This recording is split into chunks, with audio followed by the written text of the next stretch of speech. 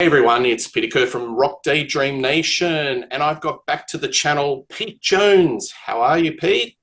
Hello, Peter. Mike, a pleasure to see you again, sir. Mike Ladano from Grab a Stack of Rock. Hello, how's it Hello, going? hello. It's going very, very well, thank you. I'm drinking my coffee and I'm all set. We're going to do some Deep Purple, part of the continuing Deep Purple family series.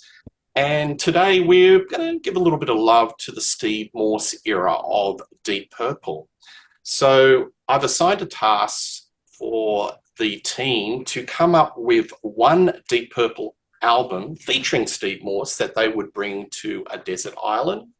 We'll spotlight some songs and then maybe go into a bit more of a general discussion about the Steve Morse era versus the rest of the Deep Purple eras per se. So, Pete Jones, I'll throw it to you. Maybe start off, what is your Deep Purple Steve Morse Desert Island disc, and tell us why. Well, thank you. Great to be here. Fun topic. Anytime we can talk Deep Purple is great. I will be frank that in its forms, it really kind of doesn't exist, but I will pick one. This is a catalog I feel like if I could somehow pick and choose from the collection of albums, I could create one that would be absolutely stellar. But to the point at hand, mine has been the same ever since it came out, and everything has had to kind of rise to it or supersede it. And so far, nothing has. And this is, you know me, I just go with where my heart is. I'm going with Bananas. And while if you check other people's rankings, of course, you know I don't give a crud about other people's rankings, but this does not get a lot of love. First of all, let's just say the album cover is hideous. And it starts a run of album covers that you'd have been better off just wrapping it in brown paper and putting Deep Purple and magic marker on it, in my opinion. But, here we go. This is released in August of 2003. And there's some elements of this that I think really, really make this one stand out for me. Of course, I was a fan, and I've listened through Perpendicular and Abandon. And by the time we get to here, they did some things that just really stand out. And the first thing to me here is Gillan's voice, his vocals. It is treated so purely. It is not overprocessed. There's not a lot of double tracking. It is left to its single line delivery, and I absolutely love it. His tonal qualities, his nuances in how he phrases and uses words come through so clean. And I will say, for me, this is my favorite Ian Gillan vocal performance since Who Do We Think We Are in the Deep Purple catalog. I think it has all the elements of all those great deep inner tracks that I love on Who Do We Think We Are. It just sounds like the mid to late 70s. It is so beautifully done. The rest of the band is also recorded very straightforward, very simply. It's clean, it's direct, it's got punch, it's got clarity on the high end. And from top song to bottom song, there's not one in this collection that I really just kind of go, well, maybe, but I have no issues. The production's great. And I really just love how this album sounds and delivers from top to bottom. A couple of the standout tracks to me, you could take any of the first 6 or 7. Now, this starts much stronger than it ends, I think. It gets a little bit long-winded towards the bottom quarter, let's say. But just opening with House of Pain, anytime you got a cowbell, works for me. it's got a great heavy riff, and it just drives. And again, Gillan's voice comes in pristine. I mean, this could have been Mary Long, or could have been any of those off of Who Do We Think We Are? And I was just digging it, and it just stands out above what came before and on all the albums that came afterwards. So maybe we'll cover some of the songs in detail. Okay, no problem. Gotcha. But yeah, thank you. How much do you think the production of Michael Bradford adds to your enjoyment of this album? Because previously Purple were very much Roger Glover, and you know my views on that. Right. Michael Bradford, is he the X factor in your opinion? I think he is a very strong contributor to this, Peter, because again, I think sometimes the best producers are the ones who actually get out of the way and don't overproduce or try to live up to an artsy kind of mentality, if that's what they're known for or something. The drums sound like drums. The bass is clean. And Don Airey sounds amazing.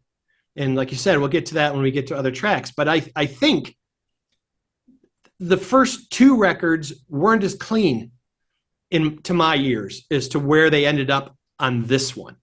And it has stood out from the rest, even with, Bob Ezrin coming on board. This is the one that sonically really hits my ear and makes me feel really comfortable. Good stuff. Mike, what's your Desert Island Deep Purple Steve Morse album? For the record, I really hate having to follow Pete Jones, but my favorite is the one that I bought 3 times so far to this day. This is my most recent version of this album, Perpendicular, and I listened to them all this week.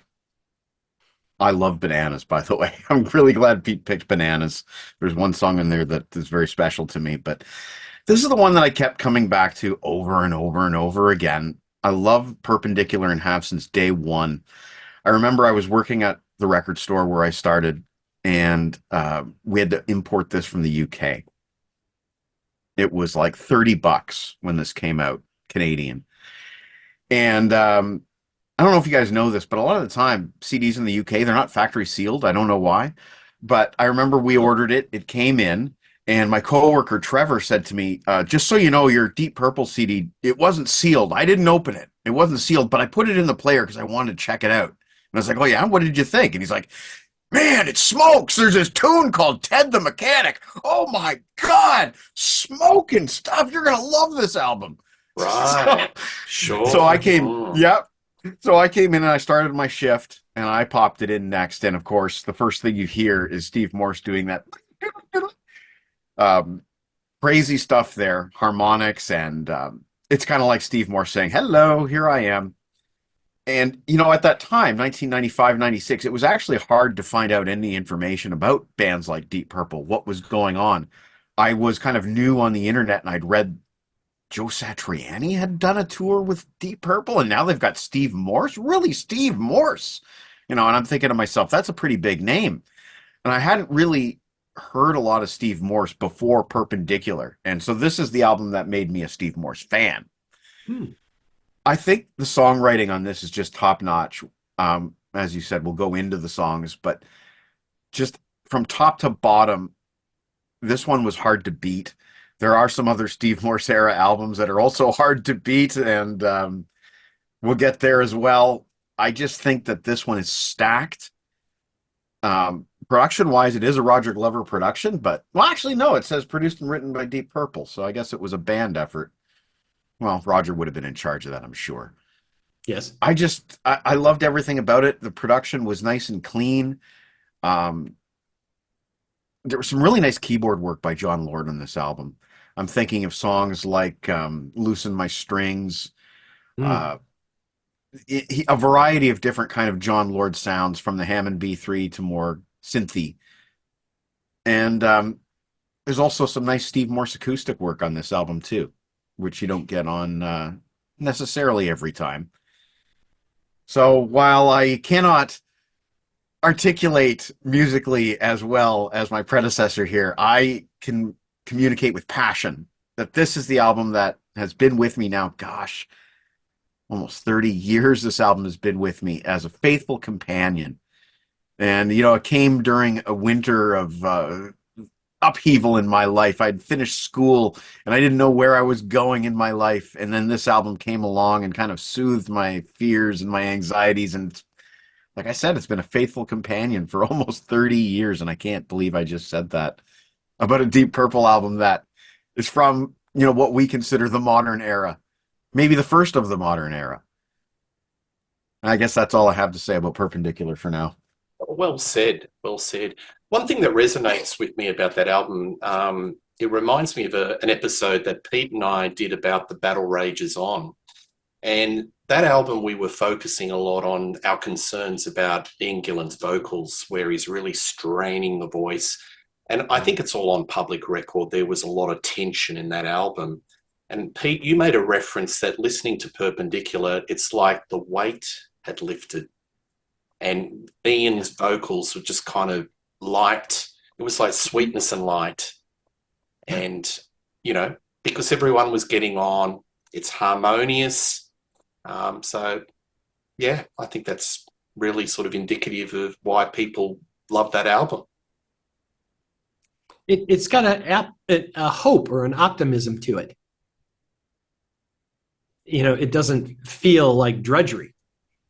A lightness and a brightness on certain tracks, such as A Touch Away. There's a lightness to it. Mm-hmm. Yep. And a freedom on this album. Yep. Yeah. The freedom of possibilities. I mean, getting a new guitarist in, so, definitely was a big boost to the band. Well, the banjo player took a hike. Who are you talking about? Hey? Careful. He may be watching in the castle. That's right. Or on his ham radio in his hat. Yes. Through the Bavarian airwaves. I'm going to pick one of the 3 Bob Ezrin albums. I call them the trilogy of the studio albums that he put. He was the producer. Any one of those 3 are interchangeable in my wheelhouse. So I'm going to select Infinite. I will put that up on the screen. The 20th studio album, 2017.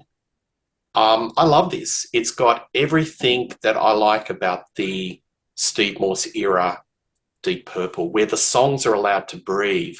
What Bob Ezrin brought to the band was, he said, guys, just jam it out and let the songs breathe. Don't let the songs just be confined into 3 or 4 or 5 minutes. If it feels good, keep going.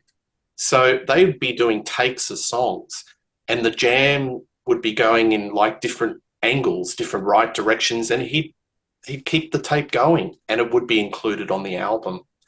There's enough Mark II, there's enough classic Deep Purple rock and riffage on it, but there's a lot of prog, and this is another topic that we'll talk about the Morse era. Is it hard rock or prog? If prog means that there are different time signatures and different change of keys, that's mighty fine in my wheelhouse. I don't mind it at all. Steve Morse's playing is great. Don Airey is really playing the keys hard. Actually, I almost think he's almost the most valuable player on this album. He is hitting the keys. I always think of John Lord in Hush, the Mark I, very underrated lineup, and Don Airey is playing the keyboards like John Lord it was doing in that keyboard solo in Hush, just really just putting the arm on the keyboards and just swirling and swooping. It's wonderful. Ian Gillan's voice, age appropriate, right in the pocket.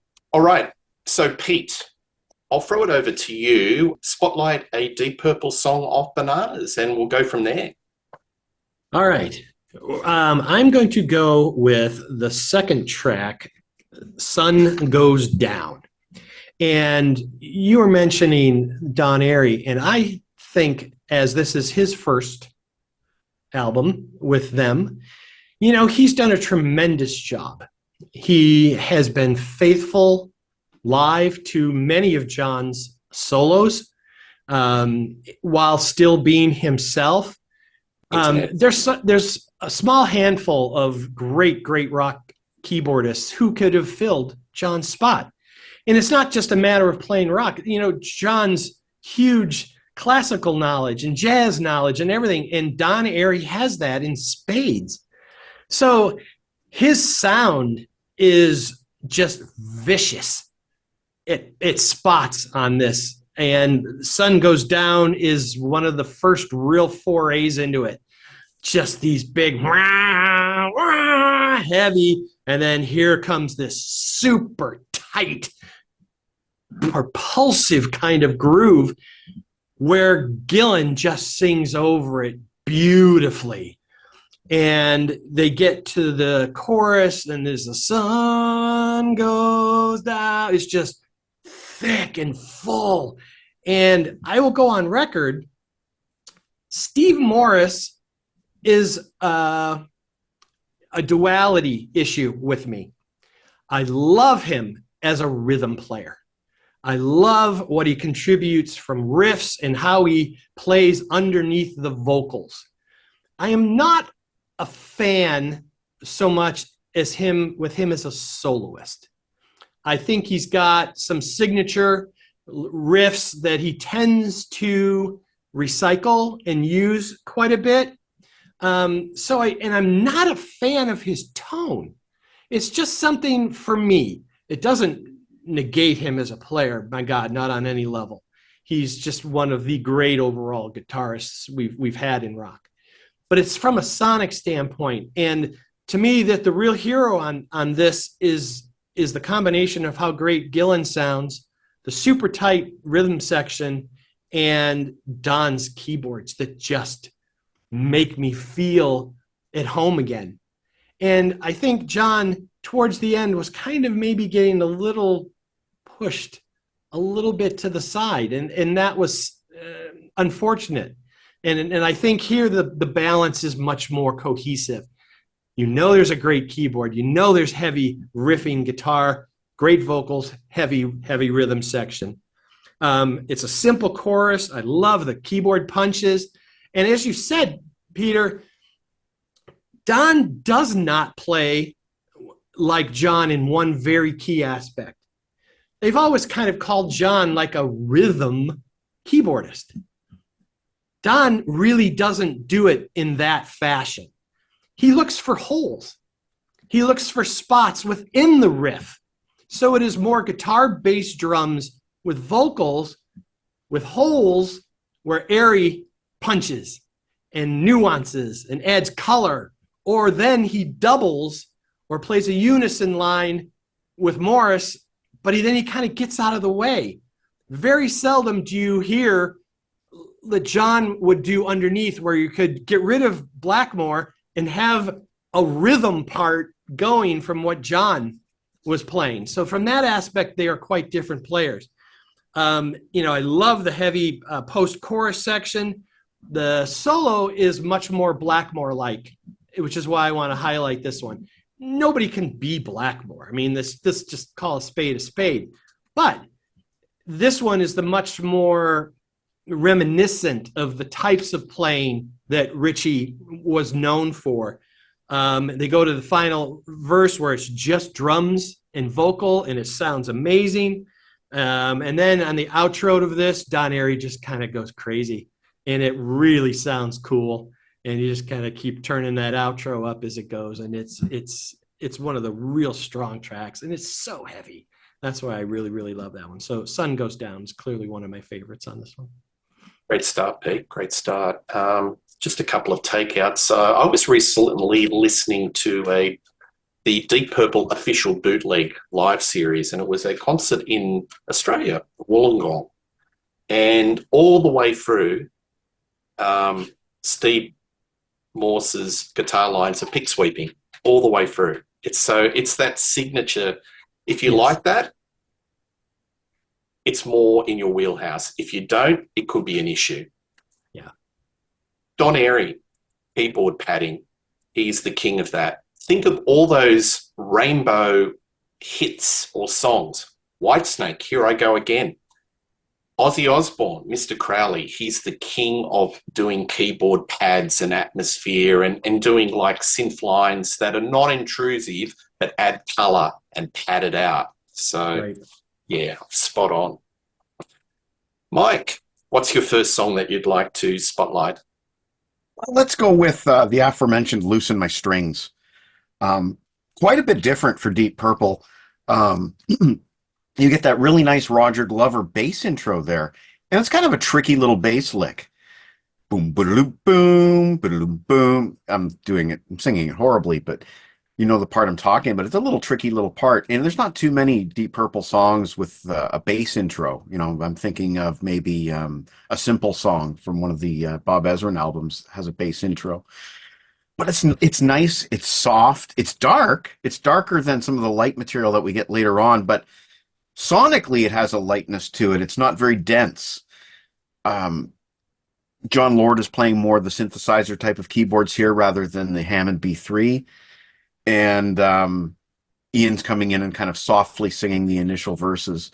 And once we get to, roughly the middle of the song, everything starts to explode a bit more. John Lord's throwing in some beautiful little piano accents.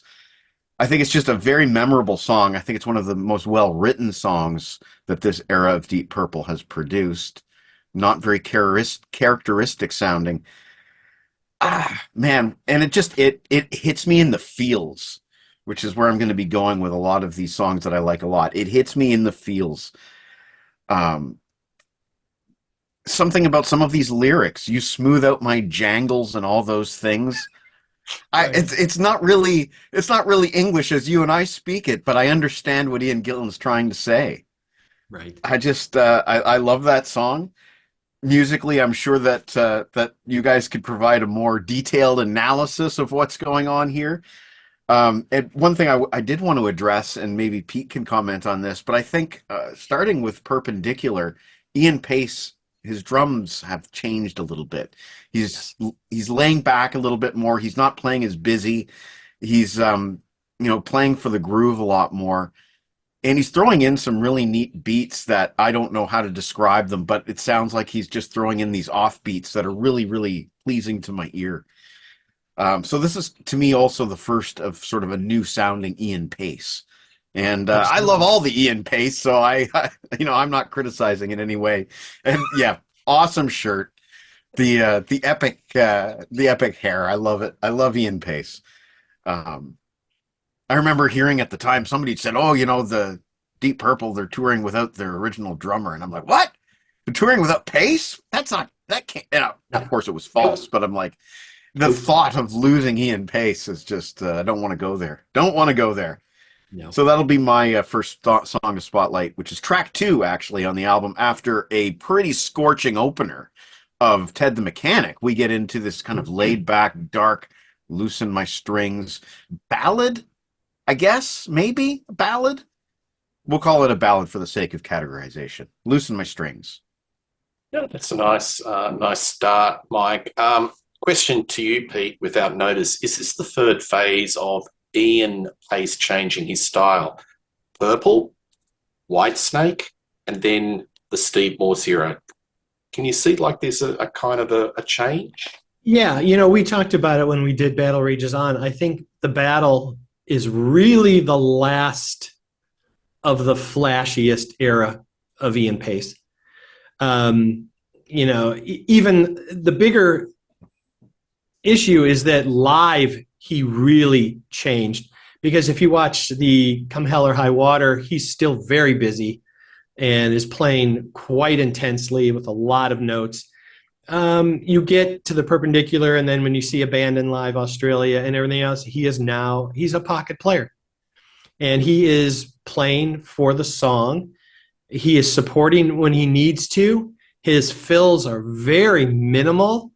I mean, I made a note that you can barely go through most of Bananas before he kind of does a signature fill somewhere. It's in the track Bananas, which is number 10. It's way late in the album. So all it is just connectivity to get him from a verse to a bridge or a chorus and back or to a solo section. That's all he's doing. And I don't want to say all because it's exceptionally musical. And it fits and it does exactly what the song requires. This is not the flame throwing era anymore. They're not doing that. His career would have been over decades ago if he would have stayed the way he was when he played on Made in Japan. He'd have burned himself out a long, long time ago. So it's smart. Plus, it's really good musicianship. So kudos, Ian. When do you think was the end of the first era for Ian Paice? I mean, the really flashy, maybe Come Taste the Band, because I'm talking about when he went to Whitesnake and Gary Moore, he had to adapt to a different style. Then he came back to Deep Purple for the reunion. He was not quite the Ian of the 70s. And That's then correct. we're in the Steve Morse era, as you described. So when do you think was the stone cold watermark that was the end of the flash on record, Ian Paice? Maybe Come Taste the Band? I think there are real strong elements in Live in the Heart of the City. There's some really great stuff there. But if in comparison, that's tame to where he was. He used to just kind of fill up every spot that he could. But he never seemed to overplay, and it never was not tasty. But and you and I, Peter, have talked about this there, and I'm still trying to find the actual article because he did mention it. It was right around the Gary Moore era. He said there was a mental block. You almost call it like a hiccup or a tick, like a golfer has. All of a sudden, their golf swing, which was fluid yesterday, now is all herky-jerky because something's not translating. He said he went through that. And all of a sudden, his playing wasn't as fluid as it was before. And therefore, he, out of necessity perhaps, and an increase in musicianship, changed how he played. And he's still got the licks. He can still blaze if he wants to. His hands are insane. And he's got a super fast left foot. But he just picks and chooses now and flares when he needs to. So yeah, absolutely. And on golf swing, I wish I was fluid. I dream about that every day. Anyway, another topic. Time for Bedlam. I like that. That's a cracker of an opening track. So you've got this Ian Gillan robotic voice, and he says the words, descending the cold steps of the institution for the political insane. This is a different type of lyric. Ian Gillan's a hit and miss, but when he hits, he's a really sharp lyricist. And doing some research on this album, Glover did a lot of the lyrics, but Ian Gillan provided a lot of the ideas. I was of the understanding it was the other way around, where Gillan would be, putting his words totally. So it's a bit more of a collaboration between Glover and Gillan. But this is a really dark sort of opening track. It's really heavy. And musically, it reminds me of Pictures of Home, off Mark II Highway Star, of the Machine Head album. Right. You've got the Don Airy with that swooping keyboard lines. It's like the Birds of Prey, and he's coming in and just swooping, and he's putting his arm, patting it. And then 1 minute 45 seconds into the song, it goes all proggy. There's this guitar line harmonized with the keyboard. It's sort of like a slightly Baroque counterpoint. Ian Paice is really hitting the drums hard. Actually, in fact, on the topic of Ian Paice, he really hits the skins hard on this album. It's a really nice, heavy opener, and that's my pick. And I think this is a really good, like Deep Purple, I know it's a cliche now, but Deep Purple have the knack of getting great opening songs. I think if you just did a compilation called Deep Purple Opening Songs, be a crack compilation. Right. I agree. Hey, next song. Choosing which one to pick next is a little bit of a challenge here. But I'm going to go with my gut. I'm going to the track that the title is just kind of the bane of Ian Pace's existence. He hates this. It's razzle dazzle. And the running joke is that Ian Gillan is going to name stuff razzle dazzle just to annoy Pacey because he just can't stand the name of it. This, in contrast to Sun Goes Down, is polar opposite in almost every way. This is an upbeat, light, fun, forward-moving, kind of a sing-along song. What a great kind of riff. And then you come into this super singable, melodic verse, don't have the time of day. You're just like, cool. You're like, this is great, and it kind of then moves to this chorus, which is kind of maybe to some a little schmaltzy or cheese bally, razzle dazzle, call it what you want, and you're like, da da da da da da da, and I'm like, but man, it just works. And it just feels good from each section to the next.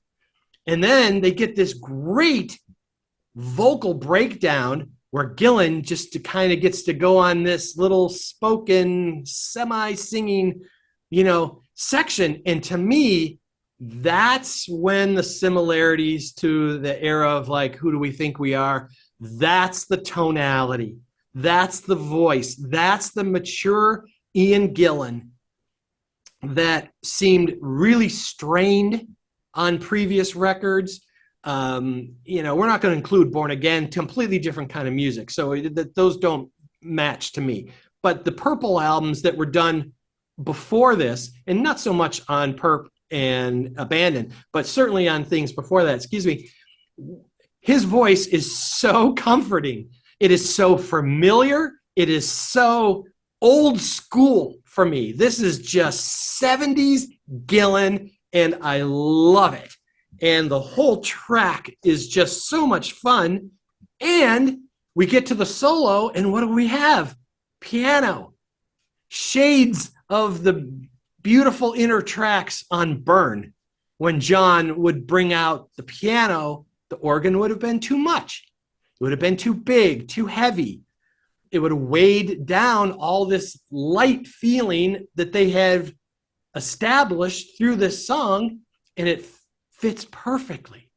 And his solo is tasty as all get out. And it just is a track from top to bottom that I'm like, okay, 73, 74, you go through that whole era, and I'm like, yep, this works on every level. It's a silly song, but who cares? I love it. In the day when they had two for the price of one, like they'd have a spotlight on an artist, like on a cassette where you have two albums. Bananas, Who Do You Think We Are? Do you think that would be a nice compliment for I do, actually. I do.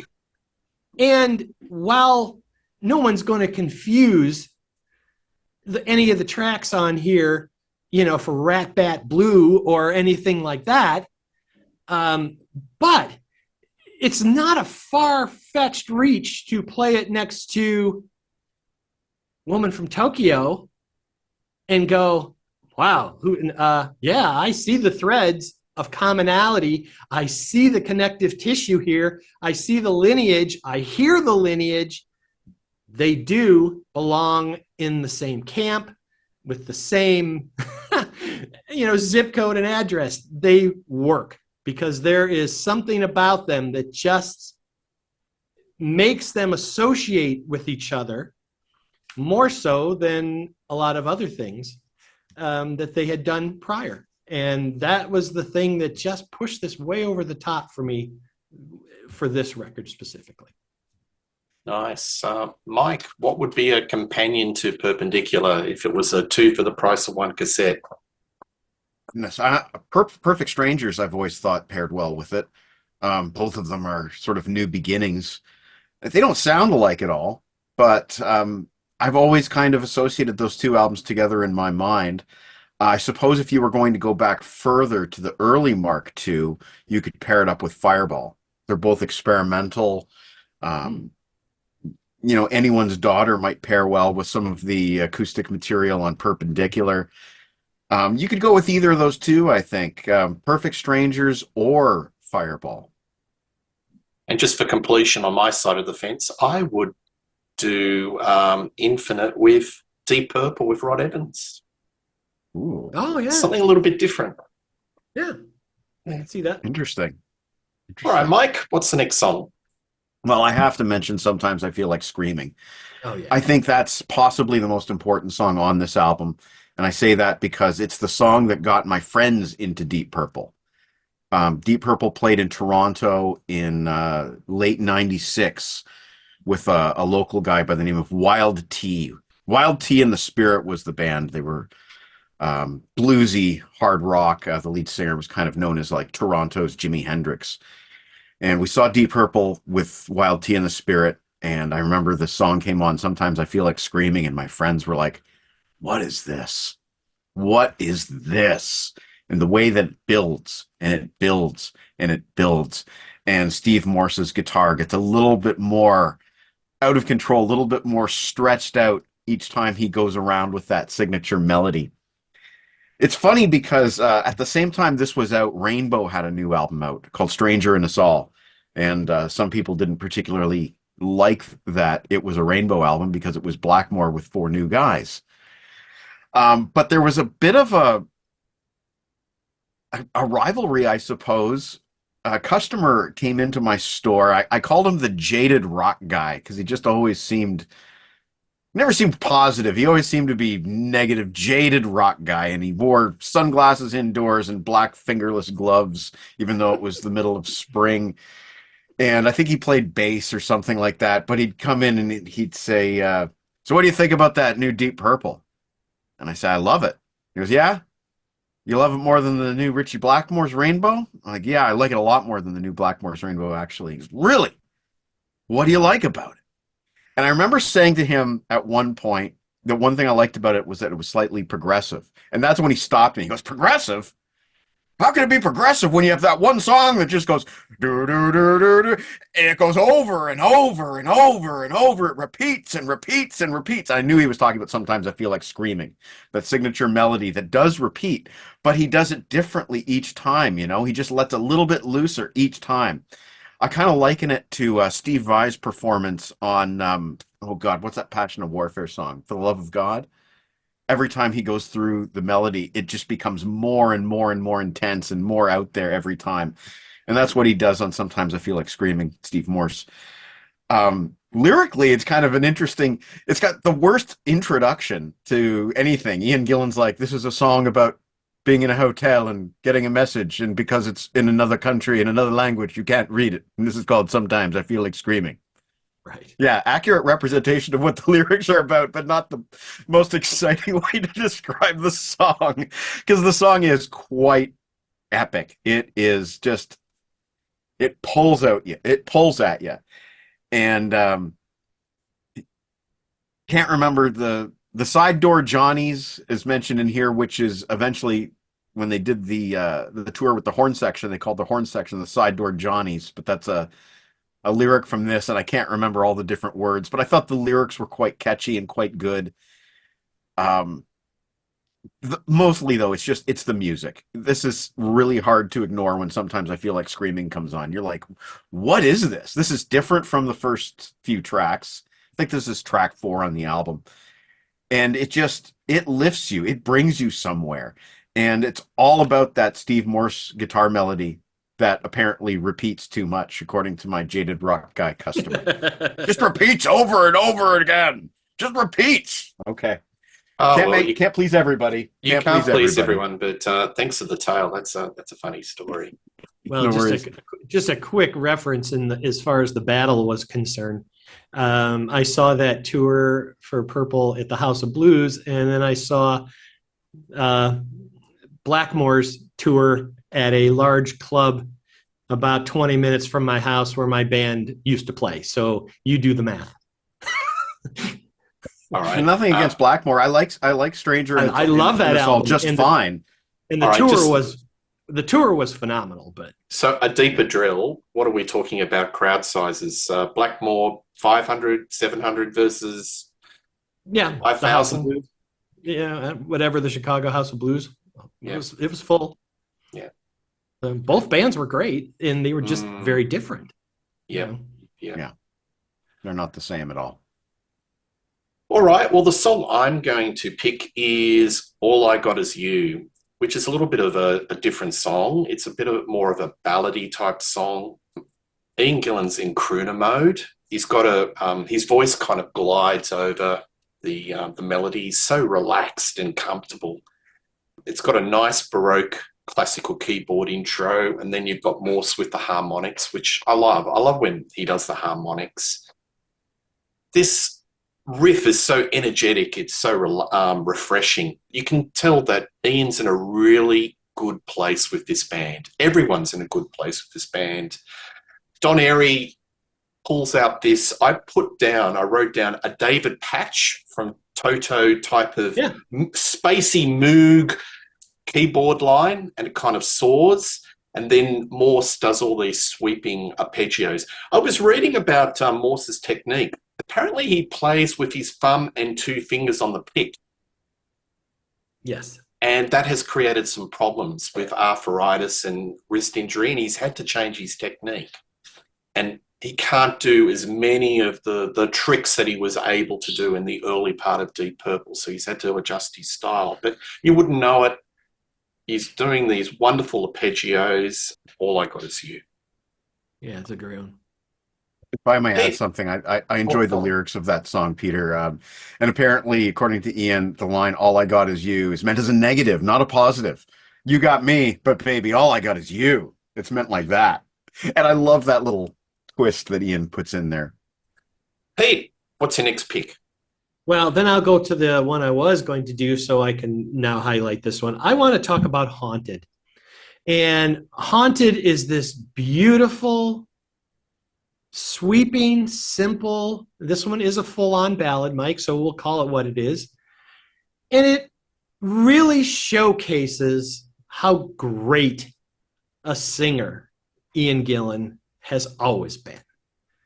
And it is so stripped down. It is all about his delivery, all the nuances of how he holds notes, when he chooses to vibrato, when he chooses not to. It's so smooth. And it's kind of like a warm blanket. If it's a bit chilly out, it just, there's no need for it to be heavy. There's no need for it to be aggressive or fast or anything, because anything done well is something done well. And sometimes it means a ballad.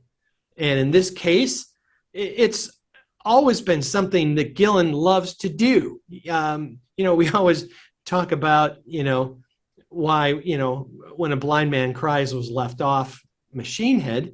These are types of songs, and Gillan had them all through his solo career. He loves these kind of emotive tracks where he can kind of just carry a sentiment through his vocal delivery. And I just think it's perfect. Beautiful backing vocals from Beth Hart on this during the choruses. The orchestration comes in. It's so subtle.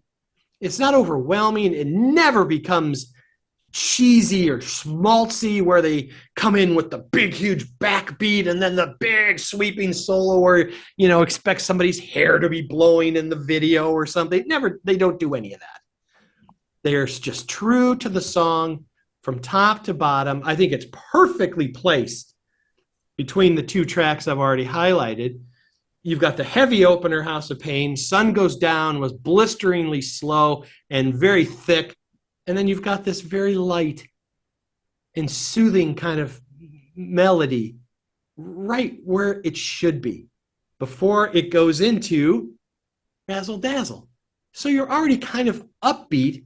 The sequencing, I think, on this is just spot on. And it's really well positioned.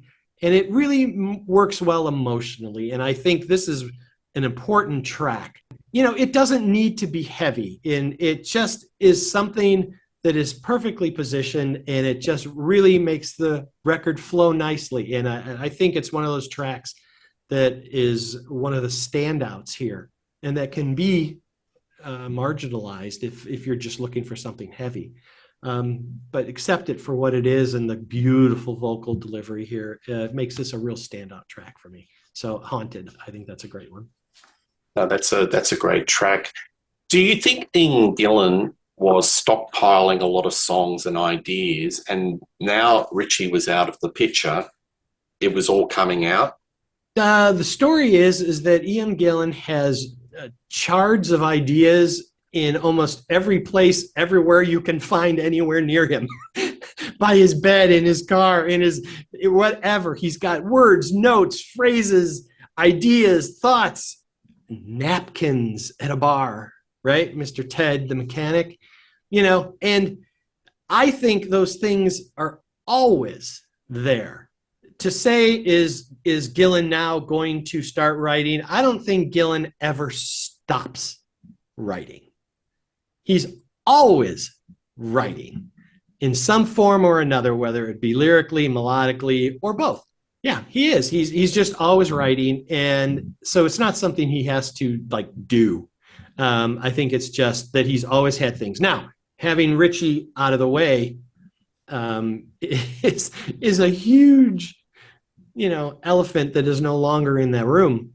So I think he gets a much wider chance to infuse a lot more of his ideas that maybe in the past he may not have. So I think he's always got something going on. And I think he could, if he lives long enough, heaven forbid, he could write as many albums as he chose to for the rest of his creative life. So, yeah.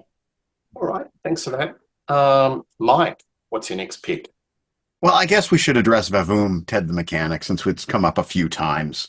It's really explosive. It's a great little start to this album. I mentioned before how this album starts with that neat little Steve Morse guitar, like it's all harmonics, and it was intentional. It was intentional. Here's our new guitar player, guys. Here he is. Check him out. It's Steve Morse. And I remember reading a very complimentary quote by Ritchie Blackmore. He was asked if he'd heard about Steve Morse joining Deep Purple, and he said something along the lines of, yes, and I put on some Steve Morse records, and I opened up a bottle of wine, and I got very drunk and very depressed that night because he's so good. And I thought, well, that's a very classy thing to say. The cool thing about this, though, is it's not all about that flashy guitar, because then it goes into a really neat kind of groove that dun dun dun dun dun dun dun dun dun dun dun. It's very different for Deep Purple. It's laid back, but it's got some crunch to it as well. Ian Pace, he's just laying down that groove perfectly. Lyrically, I think this is Ian Gillan describing it. You mentioned napkins at a bar. I think this is just describing characters that he met at a bar one night, which seems to be the source of a lot of his songs. I remember seeing him live again on this tour, and I think he said something about, this is a song about writing a song in a bar, or something along that line, It's one of the tunes that they consistently played live on this tour, and I believe it was resurrected on other tours after this. I believe it was played live before the album came out. I want to say it was originally titled Ken the Mechanic, and they changed it to Ted. I want to say that based on bootlegs that I've heard. But it's a brilliant tune. Ian Gillan's more doing that speak-sing stuff that I love. He's more just telling a story. And of course, the banjo player took a hike. What's that song I used to like, Vavoom? Can't help but think that's a shot at his former bandmate. We all know they they didn't quite get along, especially towards the end. And you mentioned earlier, did Ian Gillan stockpile stuff? I feel it was more like a freeing thing. If he did have ideas, suddenly they were appropriate for Deep Purple, and there was nobody who was going to say, well, I'm not playing on that. That's ridiculous. I don't like it for this reason or that reason. It was a much more open band. All ideas were on the table. And I think Perpendicular is an all ideas on the table kind of record, first of several of them. And I think Vavoom, Ted the Mechanic is a mission statement. Here we are. We are Deep Purple. You think that we need Ritchie Blackmore? You think that the past is going to repeat itself and we will fail without Ritchie Blackmore? Listen to this. Listen to Steve Morse. And the rest was history. I don't have the actual lyric in front of me, but I always just love the simple line. He goes, he's suggesting what we don't talk about is religion. Religion. Right. Always cause a fight. That's right. That's right. That's another great line, and I love the way he says it. It's almost preacher-like. Religion. Yep. It always causes a fight. Always cause a fight. Brilliant line.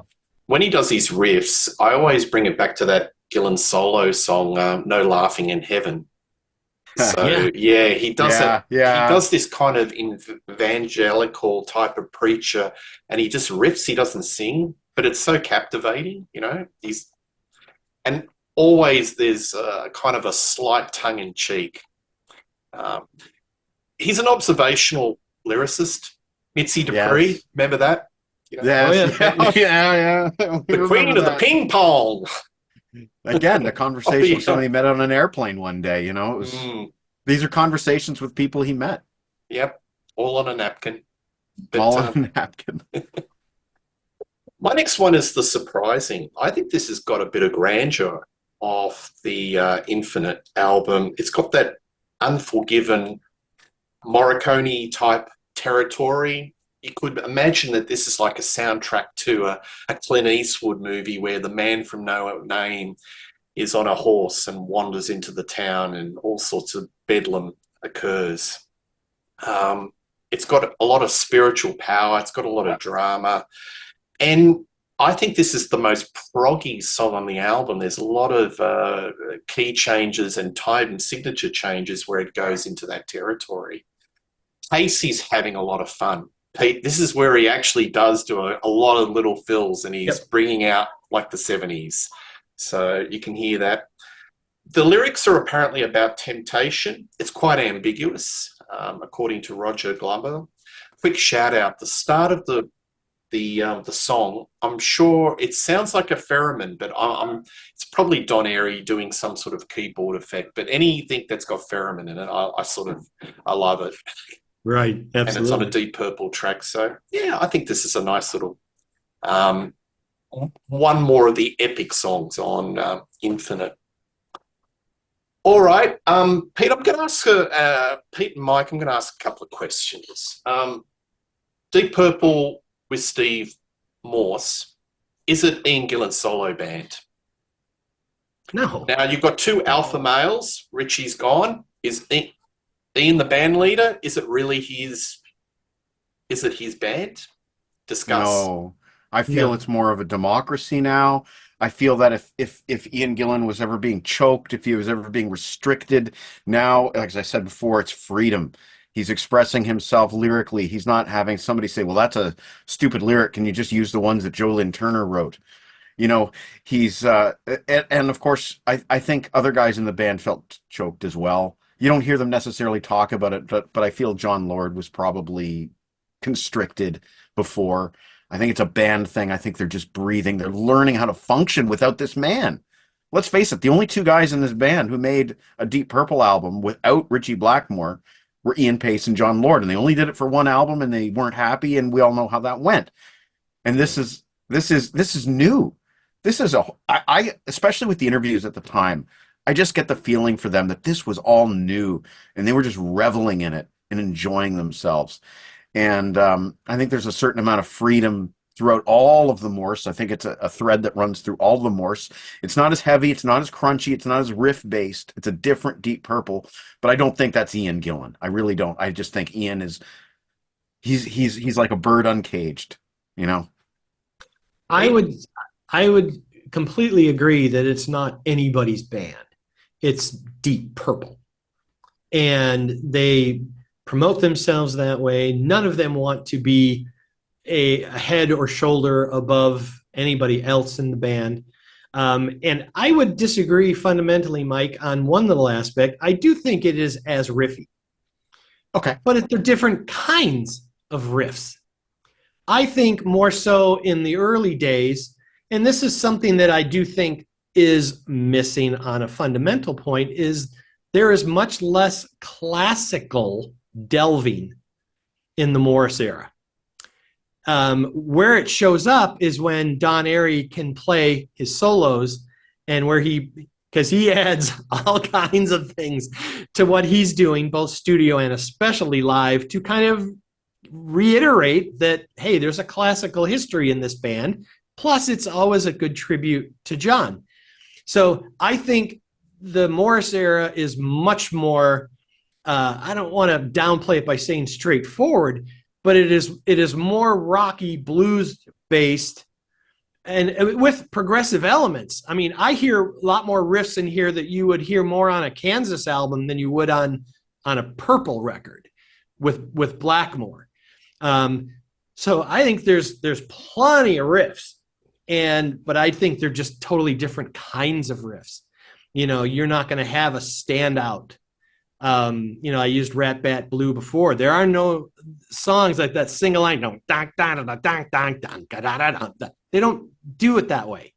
It is much more ensemble kind of riffing, and where they find a pocket, find a groove, and then they just clamp and they play it as a unit.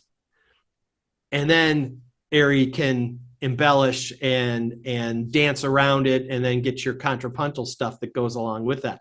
But I do think that I don't think there would be any point where any of them in the band would be able to say, hey, what about this? Or what if we try that? That all of them wouldn't go, okay, try it. Either we all think it's okay, or half of us, or whatever they do democratically. But I think it's the freedom to do that. That's certainly how I've perceived them post Ritchie.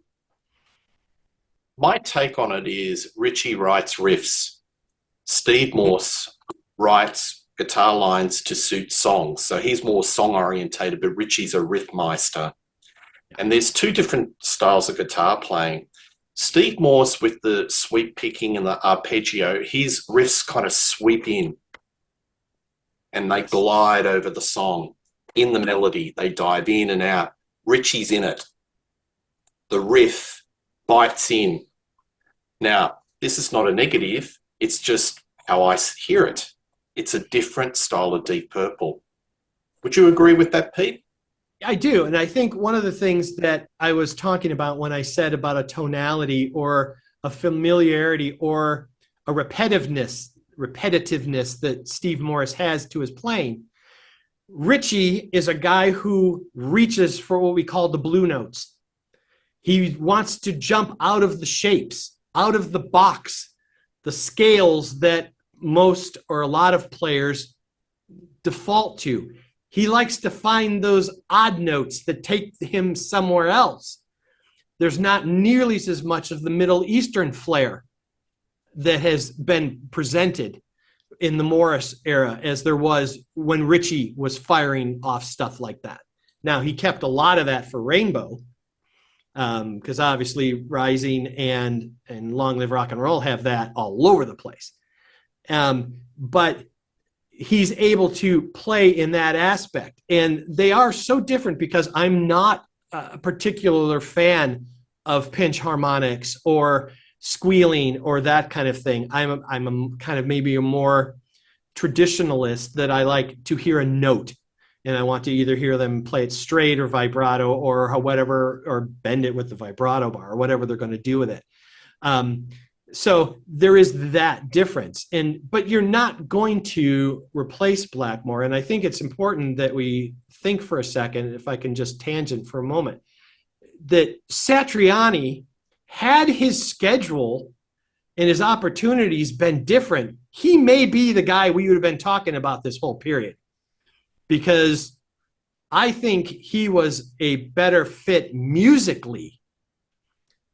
He was maybe a better bridge, but we don't know that. It's conjecture. I mean, I've heard the tracks live that he's done, and he's very good. And I'm hearing Simon McBride now playing more Ritchie-like. Yes. And I feel more settled. I feel more comfortable on the Ritchie era tracks, of which, let's face it, this live set is still pretty heavily laden with Blackmore era stuff. Hello, Machine Head. Yeah. they're never not going to play that, or in rock. Yeah. They play a lot of stuff from in rock. Yeah. I mean, Ritchie Blackmore is in the school of Jimmy Page. They played with beat groups in the early 60s. So this is like the genesis of rock and roll. Right. Joe Meek, Screaming Lord Sutch. They played on hundreds and hundreds of sessions. Tom Jones, Shirley Bassey, you'd name it. They said they just go in and they wouldn't know who they were playing for. So there's a lot of those hits in the 60s where Ritchie Blackmore was playing guitar. His guitar style evolved. So originally it was kind of that very Beatle-esque beat style, but it evolved through time. So all this pitch squealing and sweeping arpeggios came a lot later. And I feel that Morse was much more of a modern sounding guitar. In the scheme of things, I'm talking about the early Deep Purple. So it was different. But that doesn't make it invalid. It just means it's a different type of Deep Purple. Well, and the beauty is there's such a large catalog now. And we've always talked about somebody who joins a band. The difficulty is that when they have to cover somebody they replaced. And you can go over and over and over. I mean, Bruce had to sing Paul stuff. There are some people who say they prefer Paul's vocals on the first two records over Bruce. Now, most wouldn't question that Bruce is probably a much better technical singer, but there's an authenticity about Di'Anno that people go, I miss. When Clive left, Nico had to play his parts. When Vinny Appice came in, he had to play Cozy Powell. He had to play Bill Ward. He had to play all kinds of different things. But when you establish a long career, and that's why the beautiful feather for Steve is look at the discography. It's huge. He's got a huge, long history that has established himself as the legit, permanent, recognized guitarist for Deep Purple. He's not the replacement guy. Absolutely. And when you see interviews with Ian Gillan, there's always a question about Ritchie and would you bring him into the band? It's unavoidable. If I happen to nab an interview with Ian Gillan, I'd ask the same. You just can't help yourself. You can't talk with Ian Gillan and not talk about the elephant in the room about Ritchie Blackmore. It's just unavoidable. Look, genius with a headache is still a genius with a headache. And nobody likes to walk around with a headache. Yes. Final question for the show. Are there any Steve Morse albums that you would rate higher than Ritchie Blackmore? Now I'm talking about Mark 1, Mark 2, Mark 3, Mark 5. Mike, I'll throw it to you. Okay, well, I guess this is where I stick my neck out. Yeah, I would rank some of these albums better than the first two for sure. Deep Purple and Book of Taliesin. I would rank Perpendicular higher than those. I would rank Whoosh. I like Whoosh a lot. I like Infinite. I like Now What. I like those records a lot. I'm glad you picked Infinite, and I'm glad that Pete picked Bananas, or Bananas, as Ian pronounces it. I think these are records. Sorry? Bananas. Bananas. On. I don't know what he meant. It just was silly. I don't. It was kind of like a band on tour when they did Abandon. Yeah, it was just weird. In fact, Abandon is kind of the only Steve Morse album that to this day doesn't open itself up to me. So I would rank a lot of these Morse albums better than those two first Blackmores. And I think, man, I was thinking about this earlier and I think I'd rate this higher than Who Do We Think We Are? I do. I think Who Do We Think We Are is a great album, and I think it's a fascinating album with a great story behind it, but I think side 2 does start to droop a bit. And Perpendicular, it has its peaks and its valleys, but I feel that this is a really strong trip the whole way through. I think that song for song, it tops a lot of Deep Purple's catalog. So I would say that one, it tops the first two, it tops Who Do We Think We Are, and I think also House of the Blue Light. I like Slaves and Masters, so I don't know if it tops that for me. We've talked about Slaves and Masters before, but I think there's a few Blackmores that you could stack Steve Morse albums on top of, particularly, once again, Perpendicular, Infinite, and I really love Whoosh. I really love Whoosh. Pete? Well, I'll stick with the album that I picked here specifically. Bananas in my rankings. I have Bananas higher than Perfect Strangers, House of Blue Light, Slaves, and Book of Talisman. I just the Perfect Strangers, House of Blue Light for me. Whatever sentimental value or return to whatever type of anticipated glory it may have had has been a swift and precipitous decline. They just don't age well for me. I just don't hear the unity. To me, this just sounds like a band that was forcing themselves to try and be something. And when their live shows start to really suffer, then you know something's really wrong, because no matter what they were doing on record, live, they were always just so untouchable. But during that era, and more specifically that, Nobody's Perfect live debacle that should have never been released, it's just hideous.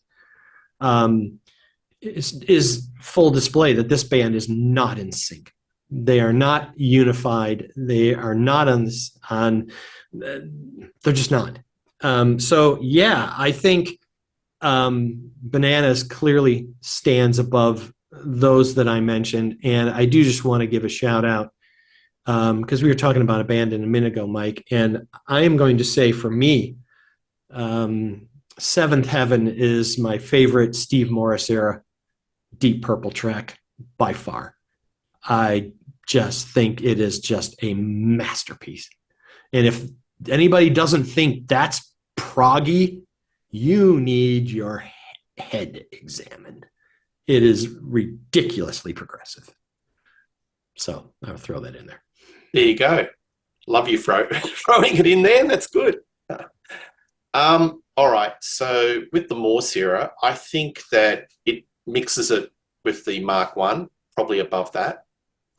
In Mark 2, Fireball and Who Do You Think We Are, probably maybe above that.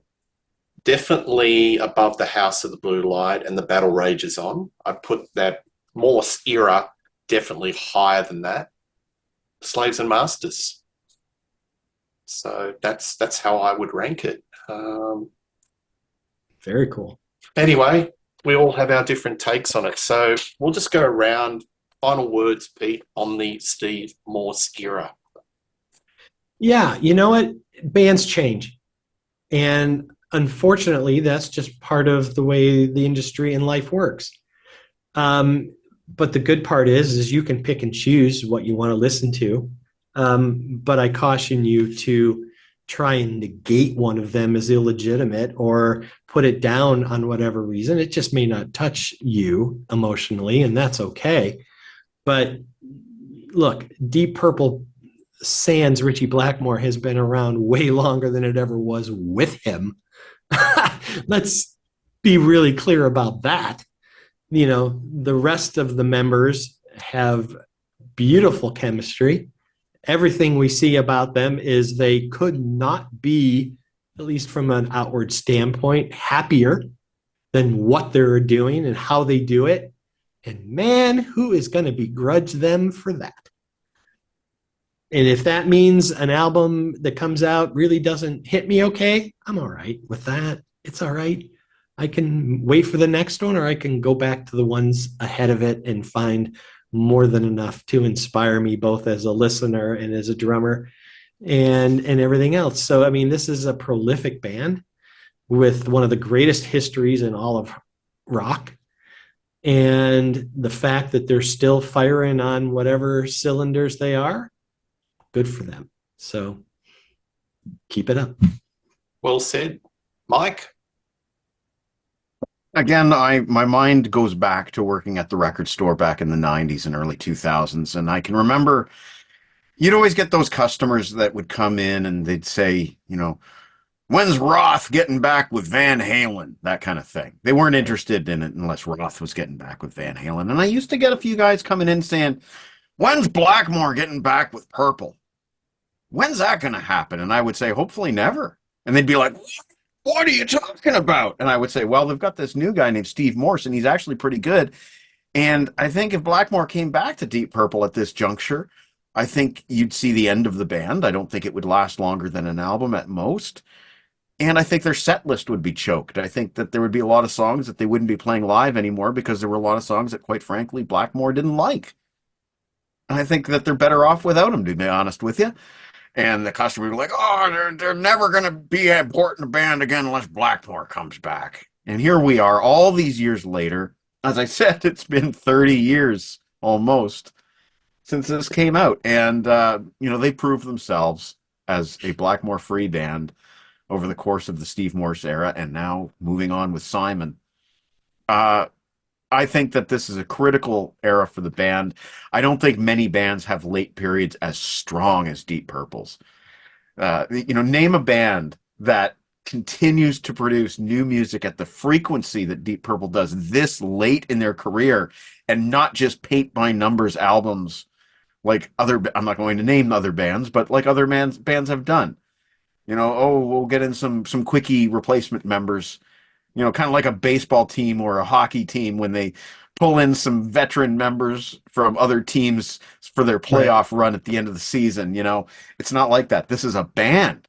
Deep Purple's lineup changes have always been organic. There's never been anything where it's like, well, here's a lineup of the band. It collapses. They form a different lineup of the band. They go out and tour. It's never been that. It's always been organic. Whoever leaves, whoever drops off, they get replaced in a very natural way. And in this case, a very outside the box way. Who saw Steve Morse coming? I didn't. Who saw Joe Satriani coming, for that matter? Right. This is a band that is unafraid, and they understand that they are a band. You don't just swap members out and here's a new version for this year and here's a new version for the following year. This is a band. And this entire era needs to be considered along with the original Mark II era, along with the Mark III and Mark I. This is important music to this band's later part of their career. A lot of these songs ended up being performed live. From all that's another thing about this band, is that they didn't put out an album. It's like, here's the new song and all of our old hits. They've never done that.